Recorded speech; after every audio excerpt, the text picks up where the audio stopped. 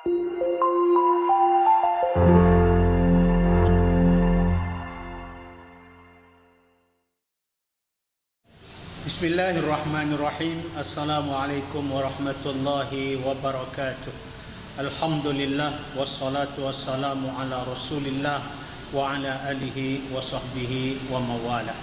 Setinggi-tinggi kesyukuran kehadrat Allah Subhanahu wa taala kerana di bulan Ramadan al-Mubarak ini sehingga setakat ini kita berada pada hari yang ke-20 Ramadan dan Allah masih memberi kekuatan kepada kita untuk meneruskan agenda Ramadan dengan siam, yakni berpuasa di siang harinya, dan qiyam di malam harinya, yakni mengisi malam-malam Ramadan itu dengan ibadat kepada Allah Subhanahu wa taala.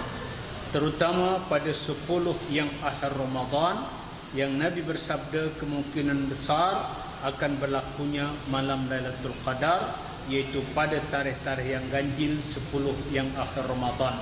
Sebab itu pada 10 yang akhir Ramadan ini kita umat Islam digalakkan untuk menumpukan sehebat mungkin dan sekuat tenaga untuk menambah catatan amal ibadat di sisi Allah Subhanahu wa taala dengan pelbagai bentuk kebajikan ibadat kepada Allah, termasuk selain siam, berpuasanya, solat sunat tarawihnya, bacaan Al-Qurannya, sedekahnya, zakatnya, dan i'tikafnya di rumah Allah Subhanahu wa taala.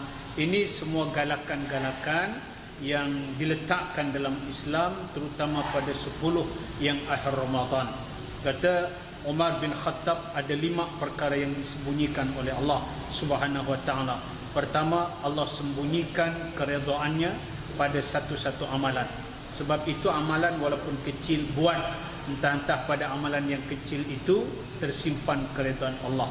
Yang kedua, Allah simpan kemurkaannya pada satu-satu maksiat. Sebab itu dosa walaupun kecil, usaha sedaya mungkin untuk mengelak daripada melakukan dosa walaupun dia kecil. Entah-entah pada dosa yang kecil itulah tersimpan kemurkaan Allah. Yang ketiga, Lailatul Qadar itu disembunyikan oleh Allah, maksudnya supaya umat Islam menghidupkan semua pada malam-malam Ramadan.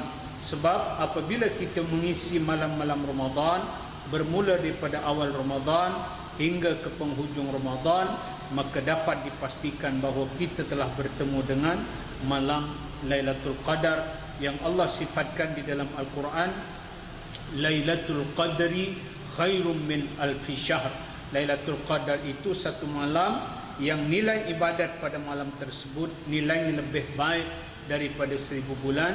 1000 bulan menyamai 83 tahun dan 4 bulan. Sebab itu Lailatul Qadar di antara hikmahnya, mengapa Lailatul Qadar itu disembunyikan oleh Allah, tidak ditentukan pada malam 21 atau 23 atau malam yang lain, supaya kita semua umat Islam ini mengisi malam-malam Ramadan yang penuh berkat itu dengan ibadat kepada Allah. Lalu yang keempat yang disembunyikan oleh Allah, Allah sembunyikan wali-walinya supaya kita semua menghormat pada siapapun dalam kehidupan ini. Kerana entah-entah orang itu dialah orang wali, kerana wali itu disembunyikan oleh Allah. Dan yang kelima yang disembunyikan oleh Allah adalah hari kiamat. Kiamat tak ada siapa yang tahu, yang tahu itu hanya Allah Subhanahu wa taala. Dan yang keenam, sebahagian menambah, Allah sembunyikan salat wusta, salat yang terutama, adakah dia asar atau subuh, maka itu disembunyikan oleh Allah. Semoga semua kita umat Islam menjaga salat 5 waktu. Inilah insya-Allah renungan singkat tetapi mudah-mudahan bermanfaat, dan selamat berbuka puasa insya-Allah diucapkan kepada semua kaum muslimin dan muslimat. Dan saya sebentar lagi telah disediakan juadah untuk berbuka puasa oleh restoran Pohon Mas di Semarahan, Kuching, Sarawak, Malaysia. Terima kasih kepada pihak Pohon Mas. Assalamualaikum warahmatullahi wabarakatuh.